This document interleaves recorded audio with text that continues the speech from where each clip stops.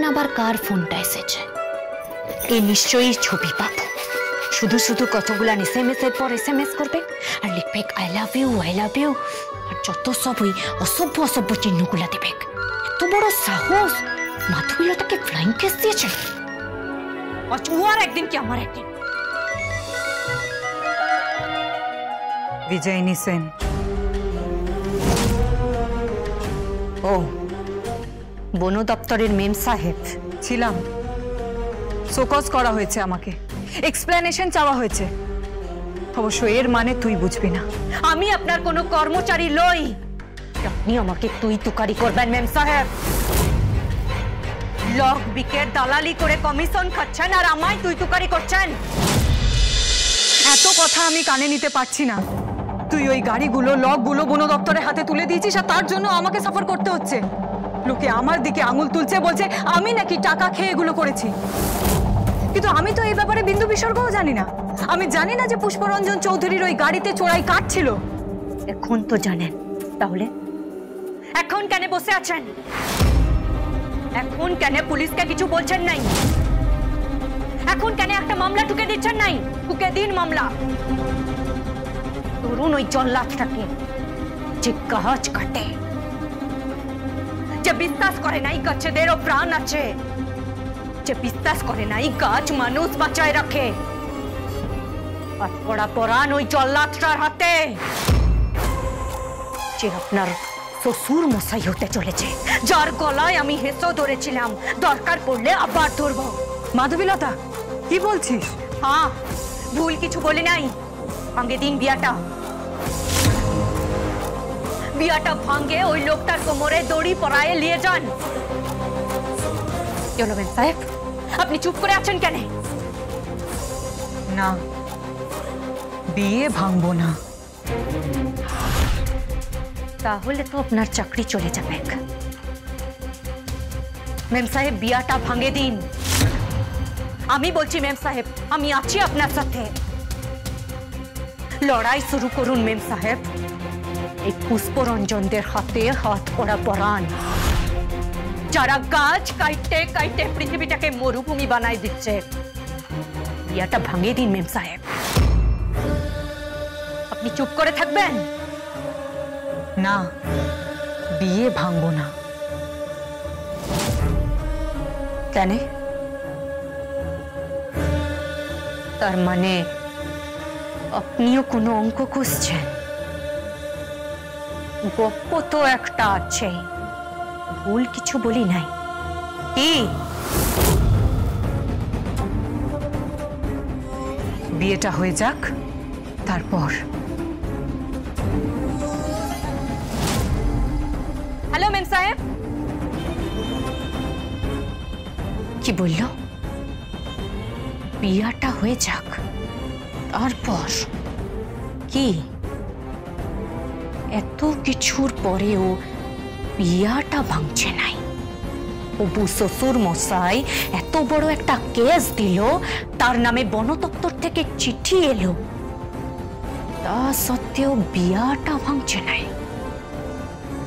তার মতলবটা কি? দাদা, কি রে, কোথায় ছিলিস? সেই 7 সকালে বেরিয়েছিস, কটা বাজে? কি কাজ দাদা? কৈফিয়ত দিতে হবে আমাকে, কৈফিয়ত দিতে হবে। এরকম ব্যবহার করছিস কেন দাদা? বাড়িতে গেস্ট রয়েছে, হবু বউ, তার বাবা মা আছে। তো হবু বউ তো কি হয়েছে? ফাঁসিয়ে দিল মেয়েটা আমাকে, ওর জন্য ফেসে গেলাম। বন দপ্তরের অফিসার হয়েছে, অফিসার। হ্যাঁ, বড় বড় সব কথা, গাল বড় সব নাম, একটা কাজ করতে পারে না। নিকম্মা ঠেকি। এই নিকম্মা ঠেকি কিন্তু আপনার বাড়ির বউ হতে চলেছে। জানি জানি জানি, বউ হতে চলেছে। দাদা দাদা দাদা, বৌদি কিন্তু আজকে ব্রত রেখেছে, সারাদিন এখনো কিছু খায়নি। ও তো ব্রত করেই গেল, মুখে মাছ নিয়ে মরবে। আমায় ভালোবাসে না? কি ভালোবাসে? ওই ভেটকি মাছ, ইলিশ মাছ, চিংড়ি মাছ, তারপরে চিতল মাছ। এরকম বউ আমি জীবনে দেখি। রকম দেখো। খারাপ ব্যবহার করছিস দাদা।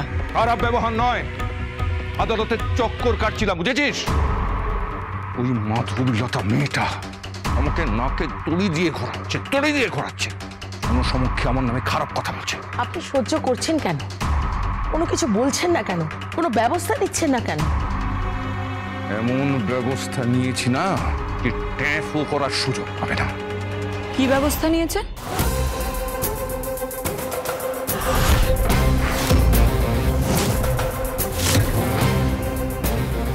সেটা জেনে তুমি কি করবে? আমাকে শোকজ করা হয়েছে, আমার বিরুদ্ধে তদন্ত কমিশন বসেছে, আর ওদিকে মাধবী পুরস্কার পেয়েছে।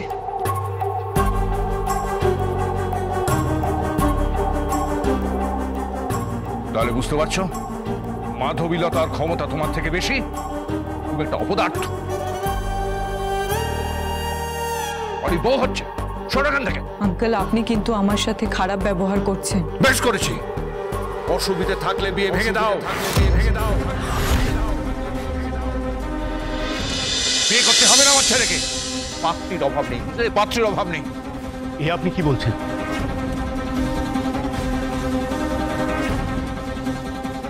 এ কি আপনাকে মানায়? সমস্ত কার্ড বিলি করা হয়ে গেছে, দুই বাড়ির সমস্ত আয়োজন সম্পূর্ণ, এ বাড়ির আশীর্বাদও হয়ে গেল। এখন শুধু সবুজ আর বিজয়িনীর বিয়ের পিঁড়িতে বসা বাকি। দয়া করে আপনি ওর উপর রাগ করবেন না। আমি বলছি, ও যদি আপনাকে অসুবিধে ফেলে থাকে তাহলে ও নিজেই কোনো ব্যবস্থা করবে। আমি কথা দিচ্ছি আপনাকে। তার আর কোনো দরকার পড়বে না।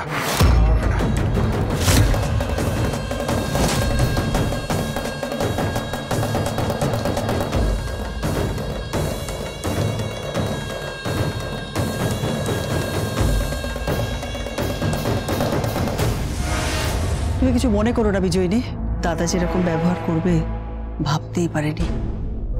কিছু মনে করো না তুমি। বিজয়িনী শোনো,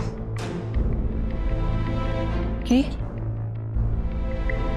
তোমাকে উনি যা অপমান করলেন তার ছিটে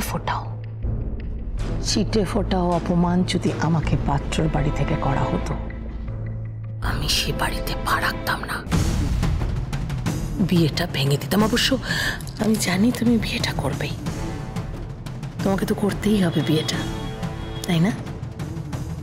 আটঘাট বেঁধে নেমেছ, শুধু একটা কাজই ভুল করে ফেললে। কি ভুল?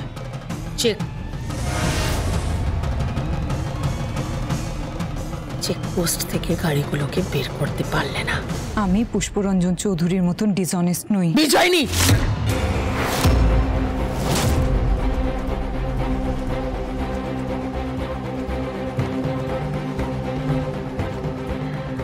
কথাটা যদি দাদার কানে যায় কি হবে বুঝতে পারছো? বিয়েটা ভেঙে দেবে। বিয়ে তো এখন ঈশ্বরও ভাঙতে পারবেন না, বিয়ে তো সবুজ চৌধুরীকে আমাকেই করতে হবে।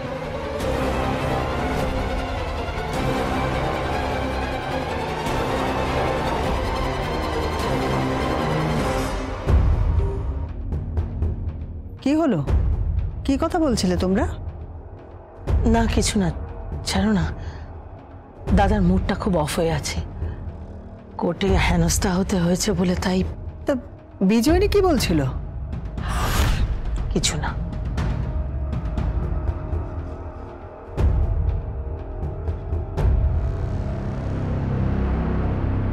এই বাড়িতে তলে তলে কিছু একটা ঘটছে, কিন্তু কি ঘটছে? তুই যদি চাষে অনেক আথর নিয়ে তোর নামে কবিতা লিখিয়ে নেব, আবার আমার কলমে ভালোবাসা হ্যালো। ওরে বাবা, বলে দড়া নিয়ে যাচ্ছে। এই সবটাই আমার পরিকল্পনা। খেলা হচ্ছে খেলা, পুতুল খেলা।